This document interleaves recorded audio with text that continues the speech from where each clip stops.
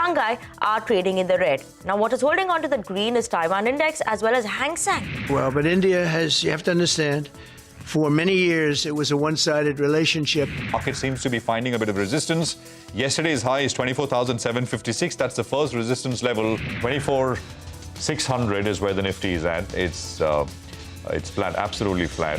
With ease of living and the ease of doing business over a period of time with entrepreneurship and a conducive policy environment, you are going to see a consistent long-term growth. This is my view. States are very clear that they want revenue protection and a clear-cut direction on protection for the consumers. From a GDP point of view, is maybe 0.5%. We would want to continue to focus on operating leverage, cost excellence, and continue to scale with profitability. For the markets, it's a 36-point uptick that we're seeing on the Nifty, but it has been very volatile. We've been seeing that 100-point range in which the market has been moving. Okay, well, that is the day so far, and markets left, and now we're back up about 85 points. So 24,664 is back on the table, looking a lot better. This is, of course, Closing Bell. We're coming to you live from the CNBC-TV18 News studios.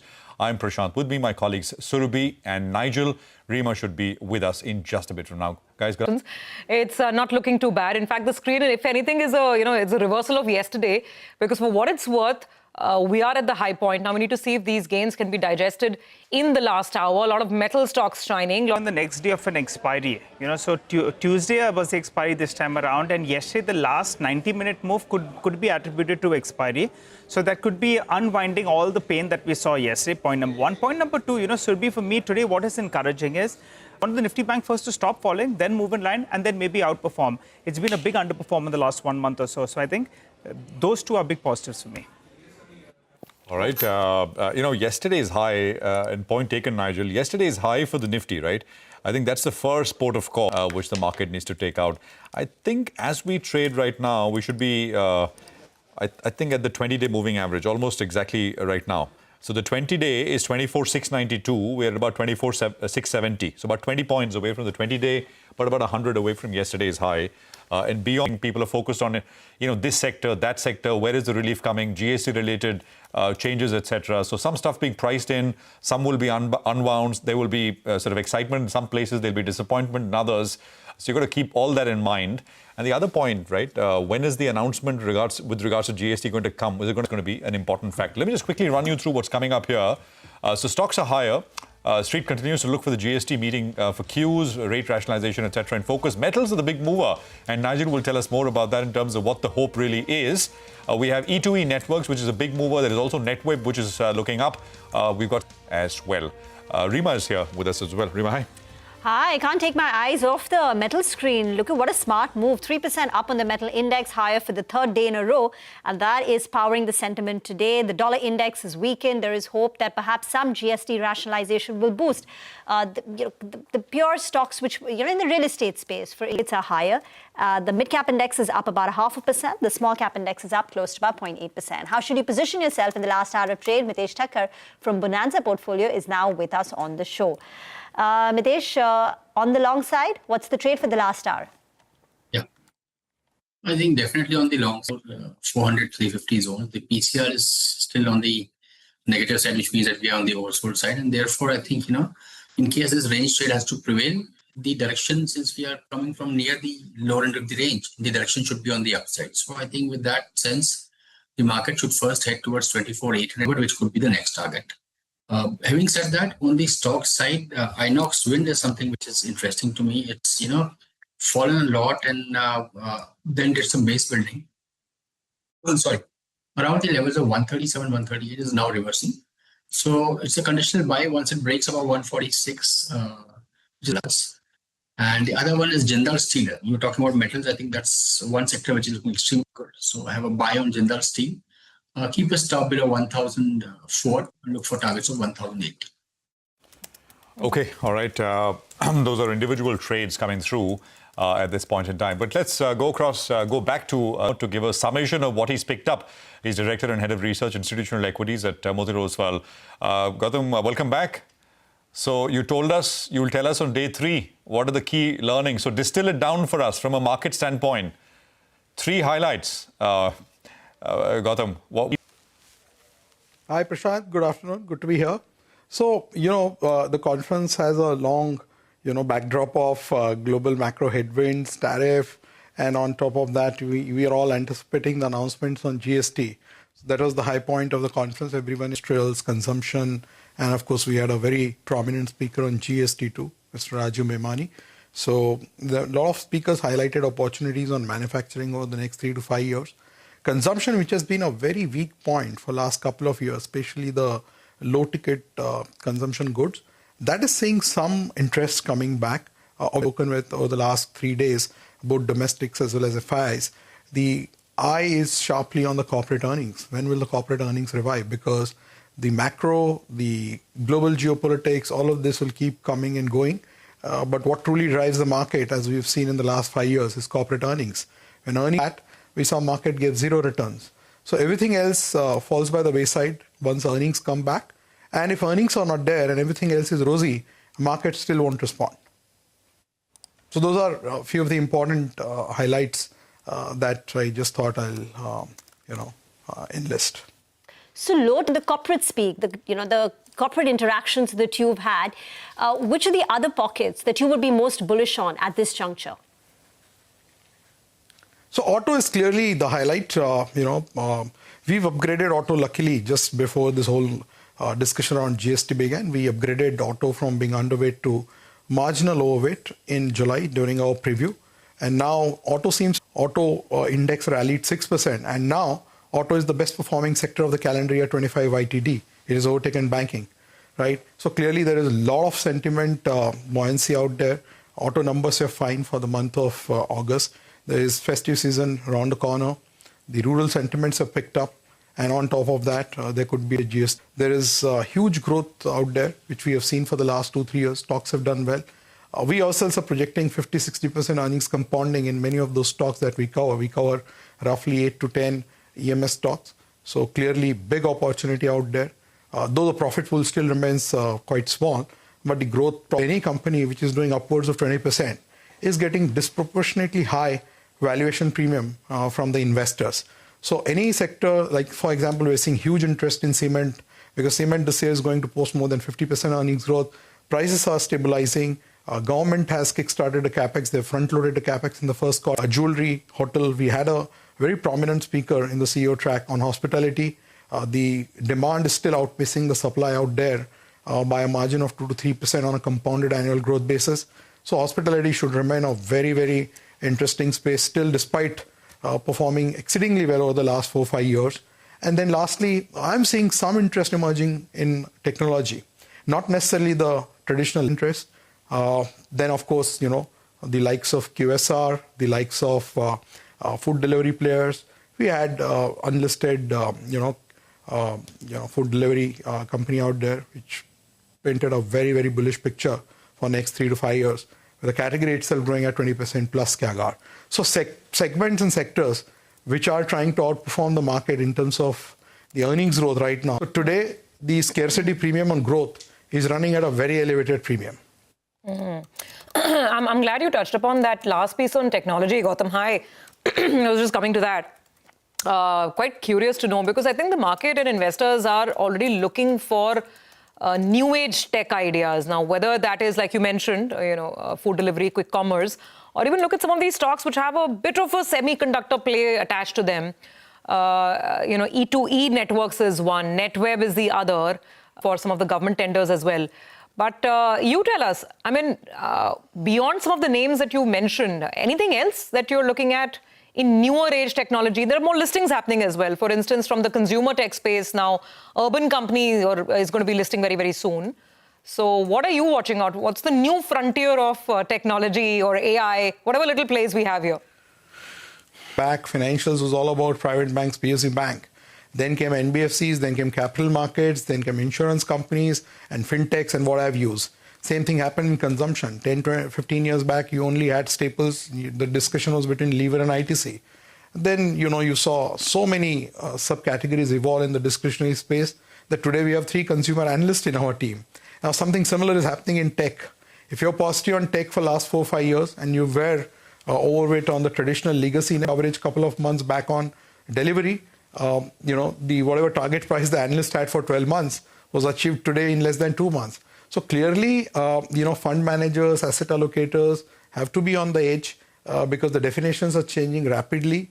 And if you're evaluating the sector with the past lens, the possibility of you missing out on looking at tech, then it's very important to identify companies which are at least growing upwards of 15%, because the days when 5-10% growth was attracting huge premium seems to be behind us. In fact, one of the data points I was looking at, in December 21, the IT sector had a close to 20% weight in Nifty 50. Today, in the benchmark index, half, right? And it's obviously a consequence of a very prolonged period of suboptimal growth. So you're going to see similar trends evolve in various categories, be it industrials, be it consumption, be it financials, be it technology, or be it even healthcare. Even in healthcare, we are seeing that the modern health tech job on an asset allocator has become even harder in the last few years. And as you rightly mentioned, more and more companies are going to list in the next few months or quarters. And who knows, in 3 years or 5 years, the composition or the complexion of the benchmark indices will itself change meaningfully. Years, and suddenly that market itself for them became much wider because the nearest possible competitor was taken over by them itself. That said, we're going to be turning the spotlight on the metal space, and that's moves more according to momentum rather than according to what's happening on the fundamentals. How are you placed out there? I mean, what's the view? Because the coming months should be very good. That's for me? Yes, on metals. Yeah, okay. So look, on metals, oil and gas, commodities, usually we've always kept a very underweight kind of a stance because it's very difficult to time those sectors. As of now, we are very selective there on metals. We like Tata Steel, we like Hindalco, and we also heard very positive commentary from JSPL, or I know the name, growth, geopolitics, and demand capacity. I mean, the demand supply mix, which is ever evolving. So for now, from our portfolio point of view, we know that the sector has done reasonably well in the recent period, and even the earnings were slightly better than expectations. But for want of predictability, because it's very difficult to predict those commodity prices, and the fortunes of the sectors slightly neutral to underweight more often than not. Gautam, let me ask you, at the end of the conference, right, do you have added conviction on something which you were unsure about, or from an investor point of view? I mean, I'm sure, stuff which investors wanted, companies which investors wanted to meet. Always the case. People watching closely if there is a turn happening, or any changes broadly in your assessment of companies, if you can name 2-3.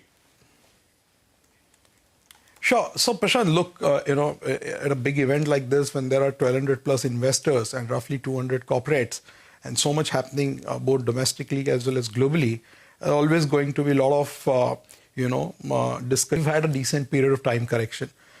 So a lot of conversations happened around portfolio construction in these times, what needs to change.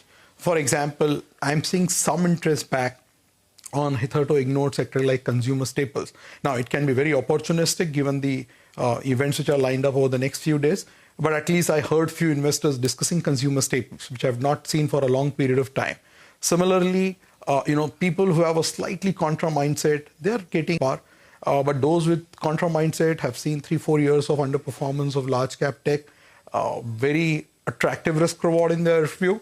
So those are sectors which are seeing some interest coming back after a very, very long time. Amongst the ones which are already performing well and where we have seen renewed and continued interest is auto, consumer discretionary, capital market players. There's a whole host of capital market companies representing at our conference, electronic manufacturing. So clearly, there is a lot of interest in some of these spaces which have already been doing well. But at the margin, to address your query, consumer staples, large cap IT are some segments where after some time we have seen some interest emerged. Okay, that's some ideas where I think they were joining us and telling us what's been happening at that conference. Very, very busy, 1,200 plus investors, lots of CEO tracks, lots of meetings, etc. So that's Gautam giving us the intel from there. We'll take a quick commercial break here. We're going to come back and we'll have Sudhir Bandyopadhyay joining us on the other side. markets are holding on 80 points. So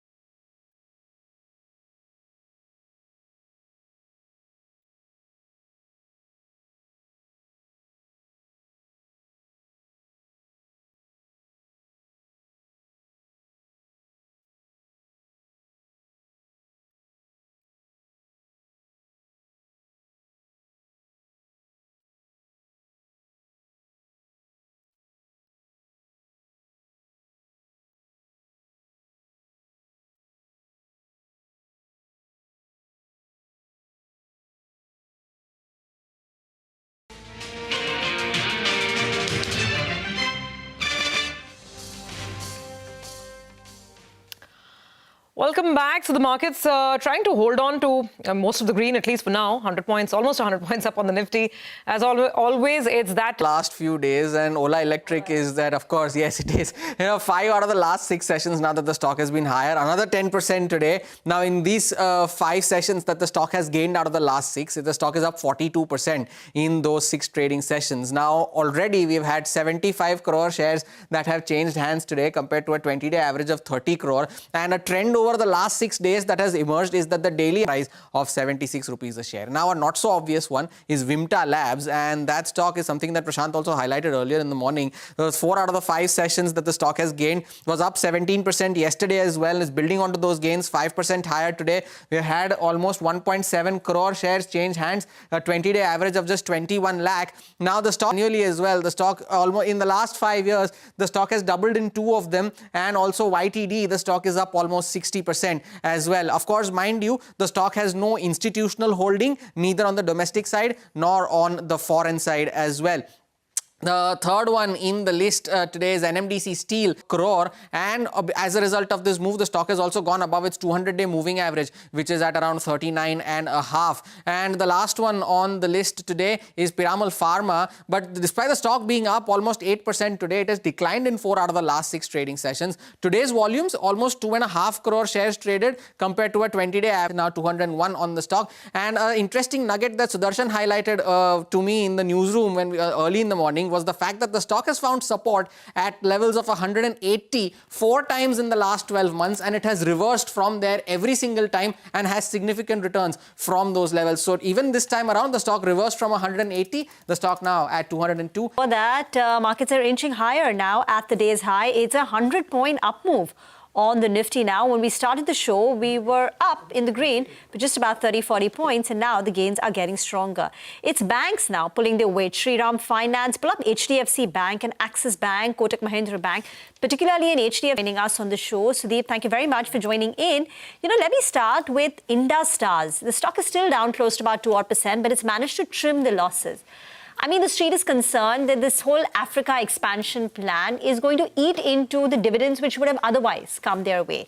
Firstly, does this Africa expansion make sense for a company like Industars? Is it a strategic move? And how would you... From an Industar point of view, it makes tremendous sense to expand. Post what has happened with Vodafone, I think they can't rely on the Vodafone business going forward for a long term, and they needed to diversify. Their biggest client, Airtel, is already well entrenched in Africa in these particular three markets. A lot of support and business from Airtel in these markets as well. So I think from a long-term perspective, even medium-term perspective, I think this is a very good strategy from the company point of view. Yes, from a dividend shareholder point of view, there's a bit of a disappointment as the dividend is getting delayed, and the investors were expecting a dividend, so there's a bit of a disappointment, and market is reflecting that. But I think market will get over it. As a strategy, I think I like this strategy. Stocks. But first, let's run our viewers through the 5 probable reasons that, in fact, metal stocks are buzzing today. The US Fed could be heading for a rate cut, as the Fed funds futures, well, they are pricing in close to around 87% probability of a 25 basis point cut later this month. The spotlight now will shift to Friday's non-farm payrolls data, which could determine the pace and the size of the expected rate cut. So that's point number 1. Point number 2, China's anti-involution drive, that's gathering momentum. And the new measures that are aimed to cut excess capacity and curb disorderly pricing in sea. China's economic data actually has surprised positively this week. The manufacturing PMI for the month of August came in at around 50.5. That marks the fastest pace of expansion since March. And the services PMI came in at around 53. That was early this morning. That as well beat expectations. Point number 4, India. Well, we have gone ahead and recommended that safeguard duty on steel imports for the next 3 years. That could protect the domestic producers and also remove any kind of overhang with regard to uncertainty and probable reasons why metals are excited. Well, company-specific data as well is looking up for the month of August. MOIL, they delivered a solid growth number, and they have, delivered close to around 17% growth. But they'll have to up their game to meet their ambitious 20% volume growth guidance that they've set out. So that's on MOIL. Pricing as well has improved on MOIL. On Coal India, they delivered their first NNBC. Well, they delivered good growth. That was fueled by the growth, 25% growth that we saw in Karnataka. So company-specific as well, things are looking up. Globally as well, things hopefully are on the mend. So to sum things up, dovish Fed signals, recovering China, India protectionist policy, as well as improving operational metrics, they are creating a perfect storm for all these metal stocks in the metals pack. Well, absolutely, Nigel. In fact, I've been positive on metals for quite some time. In fact, I think yesterday or day before on your show, again, I had mentioned that I'm positive on metals. US rate cut was around the corner, and I think that's kind of real now. We will get to know soon. And that definitely supports metal prices, ears of the metal producers. Overall, I've been positive on the demand for the metals in India, and that's pretty much showing in the numbers which multiple companies are declaring. Look at Coal India, look at MOIL, and look at pretty much every metal-related company. They are domestic metal producers. And of course, the safeguard duty on steel definitely does help local producers. So overall, we have been positive. I do like Tata Steel at current levels. We, of course, like Vedanta, and we've been liking it for quite some time. And we believe that, in Vedanta, you get to participate in the entire metal pack and in a very effective way, of course. It happens, right? I mean, that's the... it's I think at the same price where it was May of 2024. April was the last big month for Vedanta. I mean, when it had gone from about 270 to $400. But after that, Prashant, but I'll have to, Prashant, if you look at Vedanta and you look at the Nifty, okay, let's pull that chart. That's what it's become a dividend machine actually, because you look at it, you'll say the stock is not moved. But actually the dividend from that same time period that you're talking about, May 2024 till date, I think it's around 50 rupees, 45 to 50 rupees, or maybe even 55 rupees. So it's become a dividend machine. So that's what's protecting it actually in the near term, that uncertainty on the demerger. But the dividend machine, it's helping shareholders. Shareholders are happy about it. And also the promoter, well, they are deleveraging themselves at the promoter level, Vedanta Resources. So that's why this dividend actually spells good times for them. But Nigel, how does that compare? I think Vedanta would still come out on top, as you said. Yeah. I think the difference will not be as large. Bloomberg will be able to maybe... No, I'll give you the dividend is around 53 rupees, I think so. If I just look at the time frame that you're talking about, actually it'll be a little more than that. It's more than 56 rupees. 56 rupees on a 440 rupees stock actually will be it's more than 12. I'm saying Nifty dividends. I mean, if you are like total returns, you're absolutely right. I mean, dividends, of course, have protected. But I mean, at the end of the day, price-wise, capital appreciation is dividends. Of course, is as I say, you get paid to wait, but the point is the wait's been very long in the case of Vedanta for a while now, actually. I mean, actually, you can go back many years. The business we all know is... Sudeep, what else? Names like... By the way, do you have a view on names like NetWeb, E2E Networks? There is a news flow as well, which we will address with Vinny in a bit from now. But do you have coverage? Have you looked at these businesses?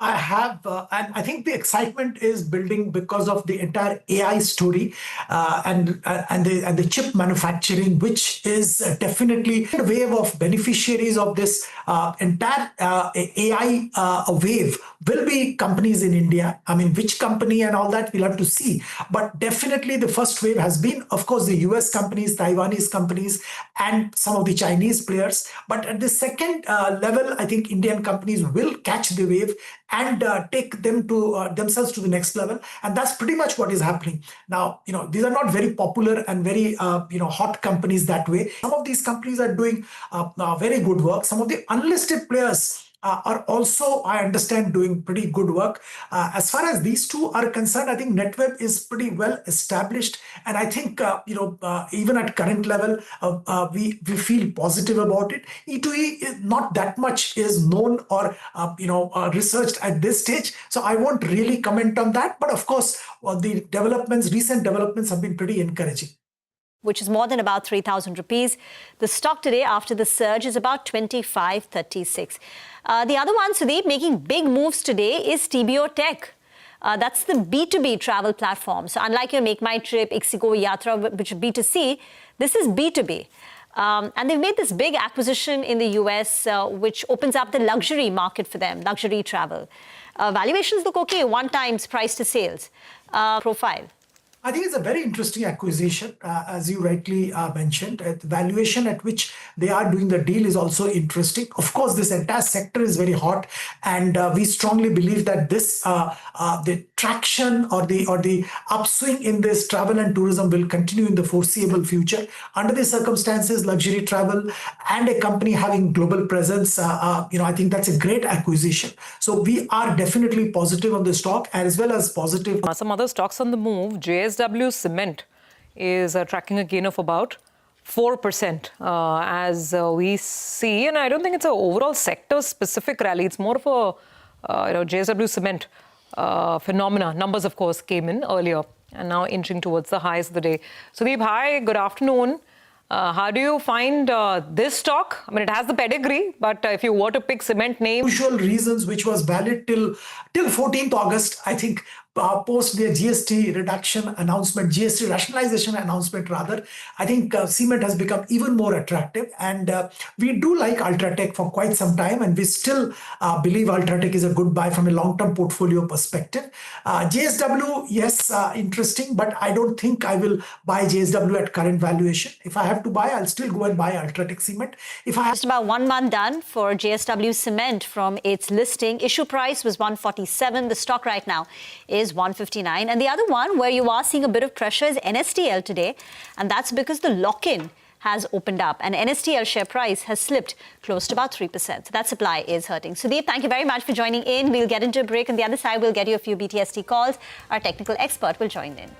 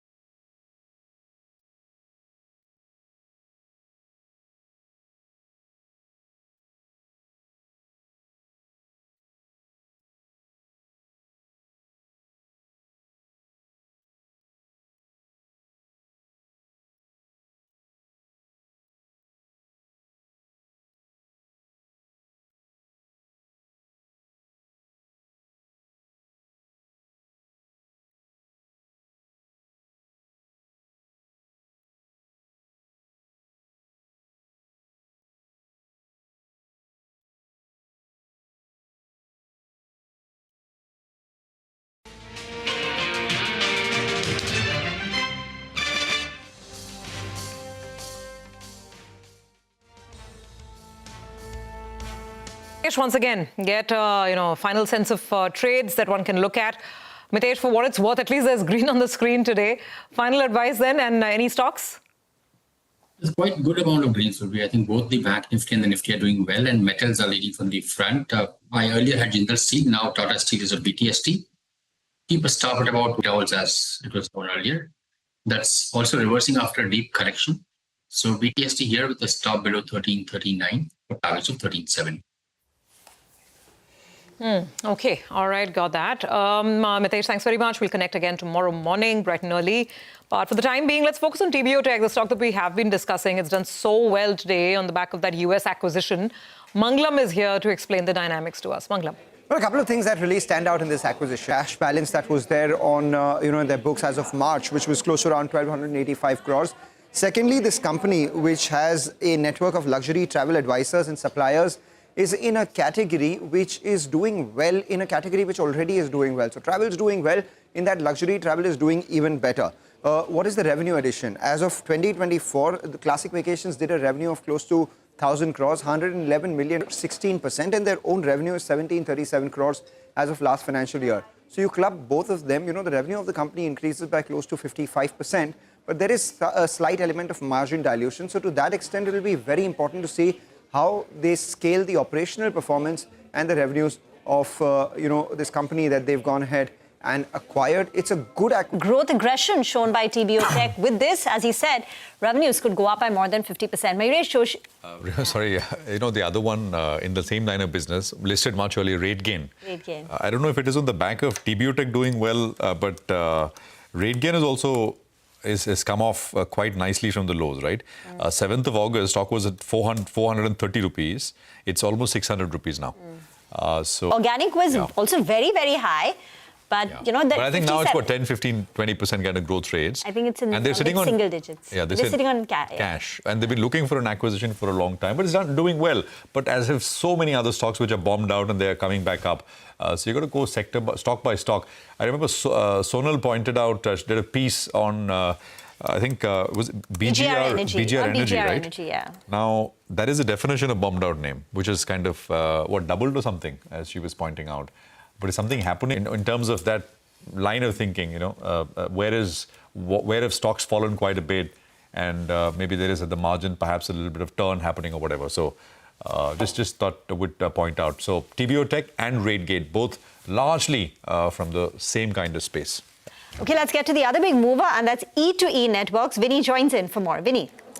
Hi, afternoon. So yes, E2E Networks, that's the one buzzing in trade, and this is coming after the company has received a letter from Indian AI of GPUs. Mainly this company is, into delivering GPUs, AI related, and that is why in AI hyperscale is their main focus area. This order value is of 177 crores, and that is why a good order win coming in for the company is keeping the stock a buzz. Also in the recent times, they've had a lot of order wins coming in as well. On 26th of August, they had an order win of around 88 crores on the AI front as well. 20. So furthermore, pushing their AI story.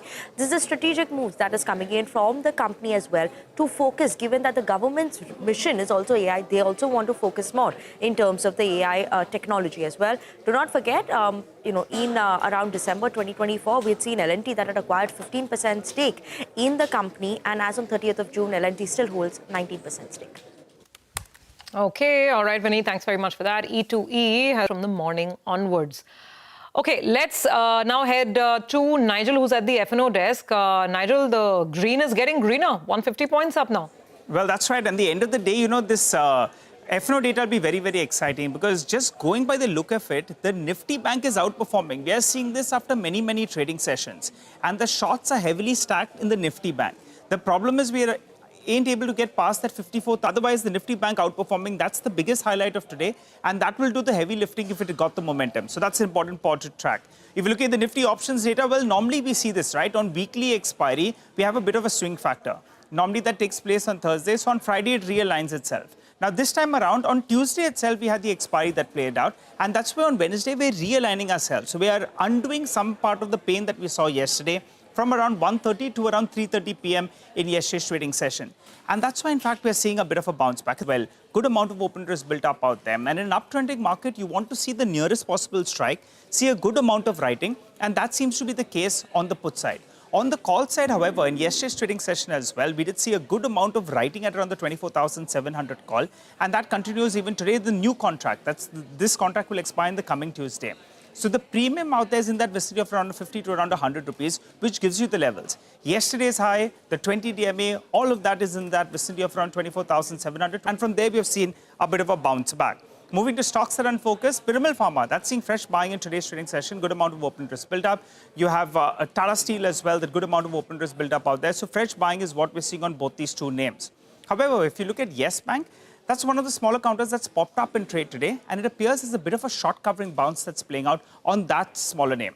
The stock that I'll keep an eye out on when I'm looking at the evening files, post-market hours, will be RBL Bank. And I say this because the open interest as a percentage of market-wide position limit or 85% mark, that's a likely stock that could come into the F&O band. So that's the one that I'll keep on my radar. Back to you.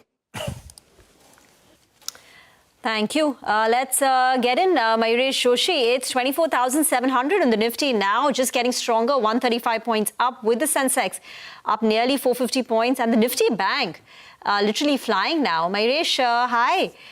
We've seen a lot of big movers in today's beat there, and stocks moving higher and higher, news-based stories in TBO Tech and E2E, NetWeb, etc. What are you liking right now? Hey, afternoon, Rima. So I think the screen's green, and I put my background screen as green as well. So remain optimistic on the markets as we speak. I think a couple of stories that we like. One, I think within the mid-cap space, and again, I think the kind of operations that they are into, the expectations in terms of their pharmaceutical intermediate business is expected to remain extremely strong and robust. Their facilities now are also PMDA GMP certified, which means that the Japanese authorities have given them the go-ahead, which is very, very positive in terms of an earnings pedigree. The other element gets them very, very close to the semiconductor markets in the specialty chemical business. And because a lot of their value-added products are engaged in these line of businesses, semiconductors, battery chemicals, CDMO, I think the expectations that the management has put forth is a 25% growth. Last year, they closed with EBITDA margins of 23%. They've already done 24.5%. If you probably go by what the manager is, hardly any debt onto their books, which means the earnings growth that we look at markets with India of more than 20-25%, with ROEs expected to be around 17.5-18%. I think this is one stock, in my opinion, placed in the right sector, placed in the right areas, and the sphere of business that they're probably delivering at this juncture makes us believe that it's a very, very good story to probably follow. The other stock, it's moved today in today's trade, but our own sense is the kind of numbers that SJS is posting, the expectations in terms of content per car expected to go significantly higher. The kind of value-added technical products that they're probably making, which is around 25%. Actually, balance sheet about 130 odd crores onto their balance sheet. Again, very, very strong margin with GST rationalization or auto OEMs can act as enablers in terms of even stronger earnings growth. So being very, very selective, but where ratings, rankings are looking strong, earnings are looking strong. I think these two names from the mid-caps is something that we are lacking in markets. Okay, that is some names. Mayuresh, hi, good afternoon. Let me ask you for more. Okay, what would be your top 3 GST stocks? They could be from... Afternoon, Survi. So I think SGS is something that I've already covered. So it's part of the auto anch universe. Is what our belief is that it should continue doing well. One, again, the hotel space. Our own sense is hotels as a space should continue doing well. With expectations of GST rationalization on average room rates below 7,500. I think that can be a big enabler for the industry as a whole. And therefore, a stock like IT Space India. And again, the fundamentals are very, very supportive. What they have probably done in terms of their own rooms, the delivery thereof, specifically in terms of the F&B segment, which is contributing decently well. The managed portfolio is doing well for Lemon as well. And the expectations is that they're going to add another 7,500 rooms. On the 10,000 rooms, a combination of 5,500 owned, 4,500. So hotels as a space is something our belief is where the rating rankings and earnings should sustain. The third stock might be from the footwear space. And obviously, I think the ratings are a little bit on the softer side as we speak. This is one space, I think, as the rationalization efforts kick in, specifically in terms of lower priced footwear. And again, I think the sanity achieved in terms of GST rates. Stocks like a Relaxo, stocks like a Campus Activewear, where I think the expectation is that volumes might start coming up very, very strongly, both in terms of rationalization as well as an organic growth coming through, both in terms of rural and semi-urban demand and urban demand kicking in as well. I think the value chain will move bottom up, and therefore footwear stocks, where the risk reward probably seems to be very, very favorable at this juncture, and the valuations as well, along with the placement as we see it on our evaluation charts. I think a couple of these stories can also perform well once the new rates probably kick in. Okay. All right, Mayuresh, stay on. We'll come back to you for some more questions. In the meantime, we have to take a break.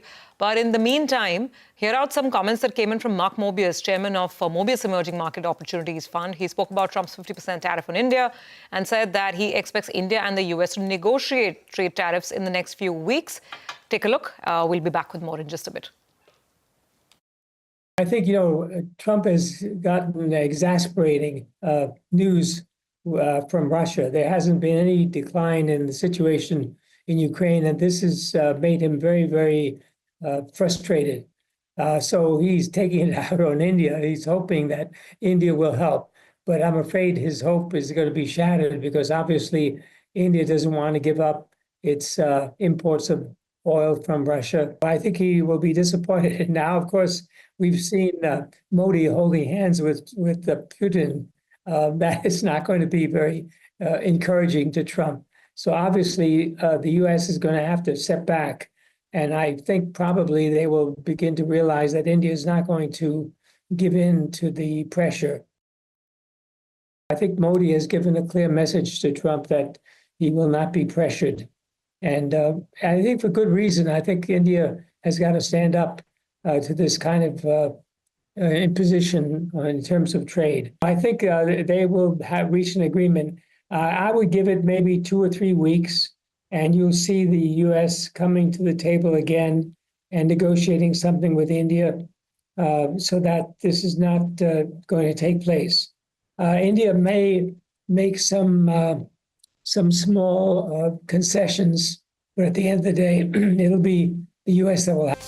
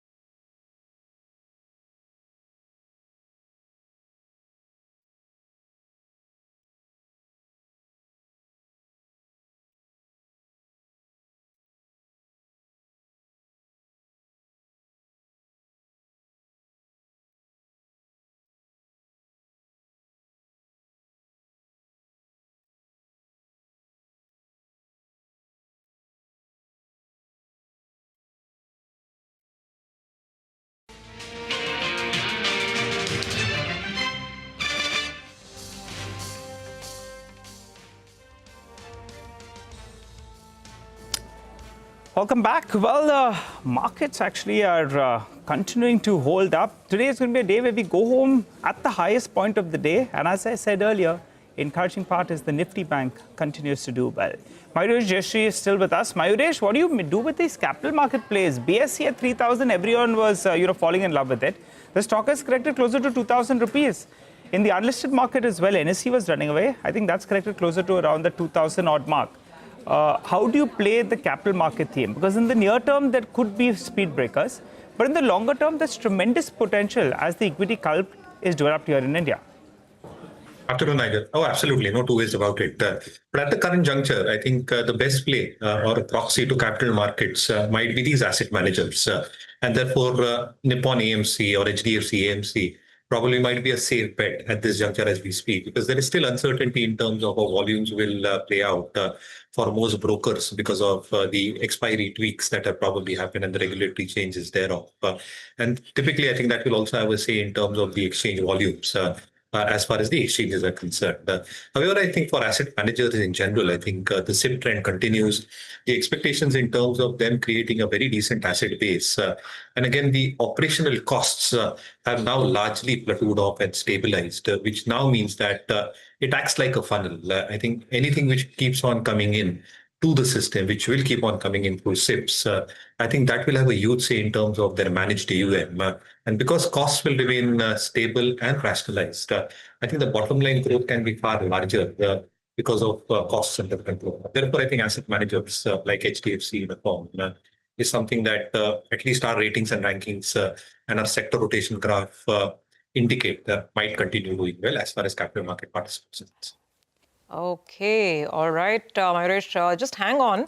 This is an update coming in from Reuters. Jane Street has filed a case against SEBI at SAT, saying that SEBI is not providing documents and data it's using to make its case of market manipulation. Okay, we remember that this case, the big order that SEBI had put out against Jane Street. After that, it had allowed Jane Street to get back to the market, based on certain conditionalities, strict compliance with, of course, a lot of the details. It seems now that Jane Street has gone to SAT. Not quite sure if it's the same case. Obviously, they would have taken to SAT because you can't file a fresh plea in SAT directly. It seems to be the same case, saying that SEBI is not providing all the documents based on which the order was issued in the first place. Let's see. This is an ongoing matter. Mayuresh, final 2 minutes. The whole metal space. Any topic here? Big mover today. So I think Hindalco continues doing well. And in our opinion, again, I think once the global operations stabilize at the Novelis end, you'll largely see that next year's financial performance for Novelis should be relatively better. And the domestic performance is expected to continue doing well. Obviously, I think how aluminum prices move is going to be dependent on global demand supply. But I think they should also stabilize going forward.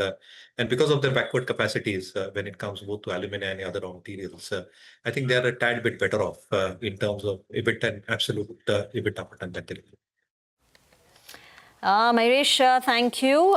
Just want to wrap out today's trading session. Markets have extended their gains and the Nifty is closing above 24,700 ahead of the GST Council announcement tomorrow. There was considerable strength. We had a flattish opening, but markets only built on the momentum, 0.5% up on the benchmark indices.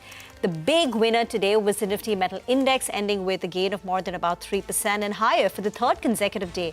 This week, the Nifty Metal Index has seen an up move of nearly 6% odd. On the way down, I think there's only the IT index with